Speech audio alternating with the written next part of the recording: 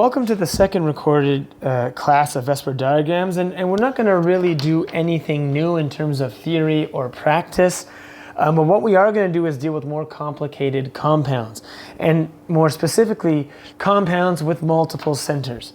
So the best advice I could give when we're approaching VSEPR diagrams or compounds that have more than one center atom is to do one center at a time. And so we'll write that down as kind of a helpful hint that draw or configure, so we can say draw/configure each center atom separately.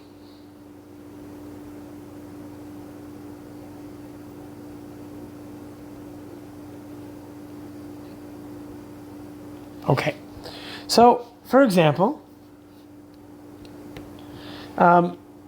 let's say we have, let's do example 1, C2H6.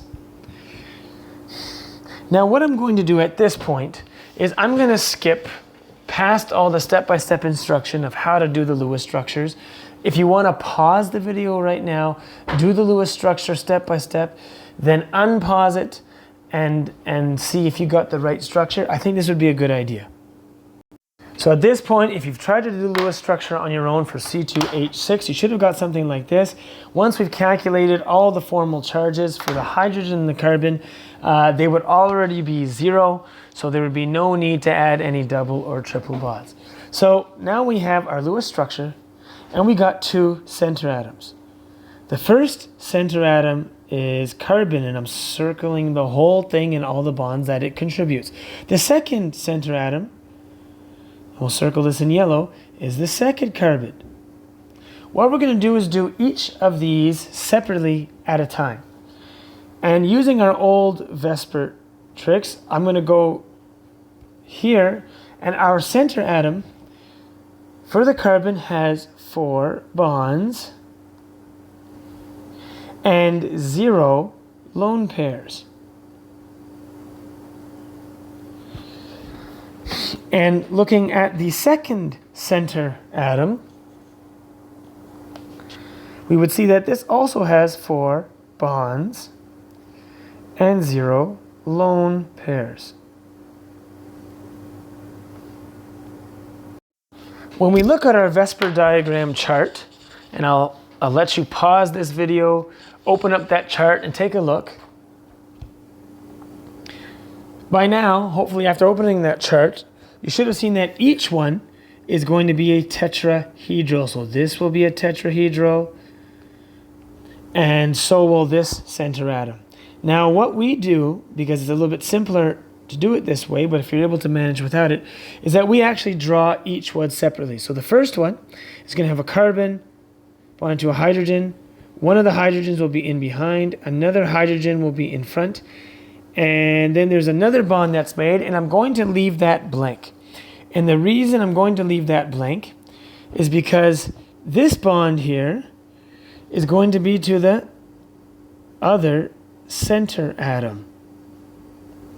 And since we're drawing these separately, we're not going to draw that just yet. Then I'm going to draw the second one, which is going to be similar. It'll have a carbon here, hydrogen. It'll have something bonded over here in behind. It'll have a hydrogen in front and then another hydrogen to the side. Now, if I zone in on this part here, just like our previous, this would be bonded to the center atom as well, which in this case would be this carbon over here. So what we're going to do is, once we've drawn each of them separately, we're going to attempt to join them. But a lot of the questions that people would ask is, well, how do I know if I should put a solid line or a dotted line? Because on one of the VSEPR structures, for the first center atom, it's a solid line. And for the second, it's a dotted line. How do I know which one to do? Well, the the truth is that these molecules in space, or these compounds, they actually keep rotating all the time. And so the behind atom, or the atom that's in behind of the center atom, doesn't always stay in behind. As the molecule rotates, it actually goes forward, then has a north orientation, then a horizontal or lateral orientation, and they keep switching all the time. And so because this molecule or compound keeps rotating, then it's actually not that important when they're joined at the center atoms to write a in behind dotted line or a solid line. And so if you write a dotted line that connects the two carbons together, that's fine. And if you write a solid line that connects the two carbons together, that is also fine. And so choosing whatever line you like, you're going to try your best to put these two together. Now I attach them as follows, but you don't have to attach it this way. Some people would draw it straight, kind of like this. So they'd have the carbon, hydrogen, dotted line, hydrogen. I'll just draw a line here. They would draw something like this, bend it like that, then kind of draw it.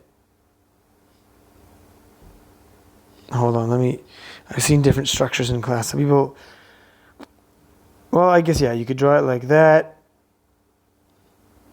I guess it's kind of the same thing. Hold on. If you kind of bent it upwards like that, because you tried to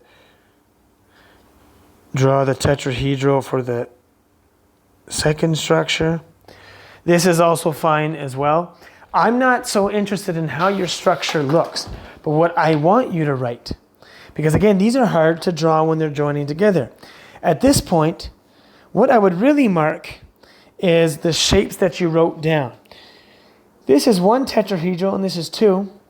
And so regardless of how your shape looks like, you need to write two tetrahedrals. And even if it doesn't look exactly like mine, if you wrote two tetrahedrals down, I would know that you understand the concept, and I would mark this right. So our second example here would be methanol, or CH3OH. One of the things that I want to point out before you start doing the Lewis structure is that, remember, when I write the formula out like this, I'm telling you that the H has to be bonded to the O, as opposed to everything traditionally bonded to the center atom. And if I wanted that H to be bonded to the carbon, I would have written the formula like this. And that's not what we're trying to do. So we're going to bond everything to the center atom, but the H is going to bond to the O, while the O bonds to the center atom as well. So that being said, I want us to pause the video, try and draw the Lewis structure for this, and then unpause it to see if you can get the exact structure. Now, at this point, when you unpause it, hopefully you got something like this, and I'll just kind of quickly run through what I did here. So I knew that carbon was the center atom because it has the most bonding electrons. So I bonded everything as much as I could onto the carbon, including the oxygen, but because of the way that the formula was written, and I said that it's written like this because we want the hydrogen to be bonded to the oxygen just on this one thing here. Then I bonded the hydrogen to the oxygen as follows. And when I distributed the electrons, okay, remember that you do everything on the non-center atoms first. And so this would leave the oxygen as the non-center atom. And hydrogens always fill up after one bond anyway. Okay, so this is the Lewis structure. And when I calculate the formal charge, and I'll just do for oxygen, just so you could see, the formal charge for oxygen would be 6 valence electrons minus 4 dots minus 2 bonds, and this would automatically have what? A formal charge of 0. And the carbon would also have the same. It would be 4 electrons minus 0 dots minus 4 bonds, and that as well becomes a formal charge of 0. So this is our final VSEPR diagram. Now, why does this qualify?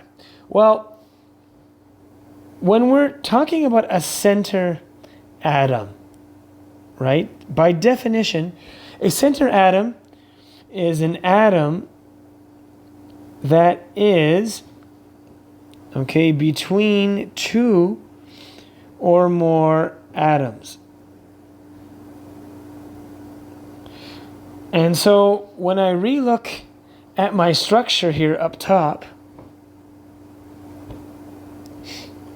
we can see that for sure carbon qualifies as a center atom because, well, it's got 4 atoms between it. But also, because you're allowed to have more than one center, when we look at the oxygen, it is between 2 atoms as well. It's between the hydrogen and the carbon. And so that belongs to the center atom family as well. And so when we do our VSEPR diagram, we're going to do this separately and this separately. And so looking at the first one separately, we see that the carbon has 4 bonds and 0 lone pairs. And when we look at our chart, that is going to be a tetrahedral. And when we look at this center atom separately, we see that it makes 2 bonds. So the oxygen bonds to the carbon and then bonds to the hydrogen. And it has 2 lone pairs.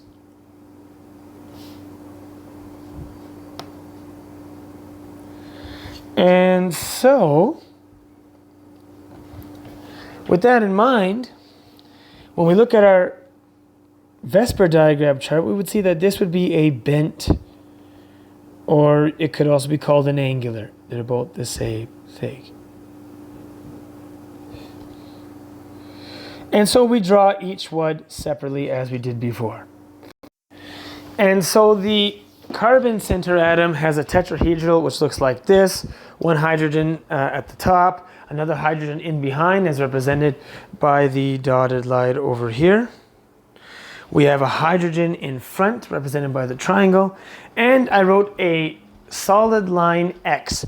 And X, remember, is just really to the other center atom, which would be the oxygen over here.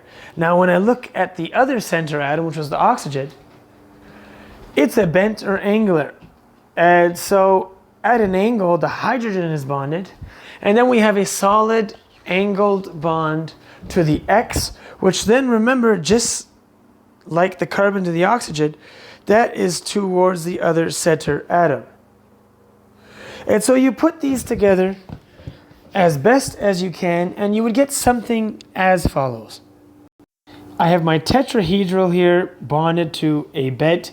If you bent it this way, that's fine, as long as I see a bend of some sort. Again, it doesn't really matter how it looks like in the end. So we can write that or that. But it's more about what you write. And so I would need to see that this has 1 tetrahedral and 1 bent.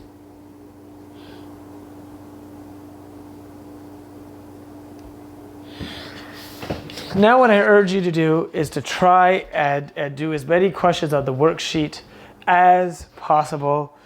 And if we could get this stuff mastered by Monday or Tuesday, that would be perfect.